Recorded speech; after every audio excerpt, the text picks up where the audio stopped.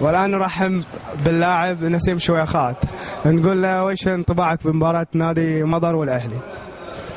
والله أول شيء بسم الله الرحمن الرحيم، نرحب فيكم في ناديكم الثاني. طبعا المباراة يعني أكيد المباراة راح تكون مباراة كبيرة تجمع أفضل فريقين حاليا، أعتقد يعني هذا الشيء، وبصراحة احنا نتمناها إن شاء الله تكون لمضر. طيب وش انطباعك بالمباراة؟ هجومية دفاعية وش تكون؟ والله أعتقد أن المباراة راح تكون دفاعية بحكم الأهلي دفاعه قوي وعنده الحارس مناف، وبتكون من جانب مضر الهجوم مرتد، يعني الفاست بريك عن مضر قوي، وأتوقع أن هذا اللي راح تحسم المباراة الدفاع.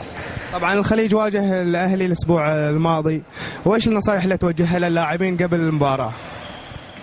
والله أنا أعتقد أن مضر يقدر يضرب دفاع الأهلي عن طريق الأجنحة، لأن الأهلي قامات عالية في النص، والأجنحة راح يكون لهم كلمة خاصة وجود ماجد وأحمد العلي، وكذلك عن طريق الدائرة حسن الجلبي. فأعتقد أنه لو مضر يلعب على الأجنحة ويستغل فاست بريك راح تكون له الكلمة الأخيرة في المباراة. نشكرك على تواجدك.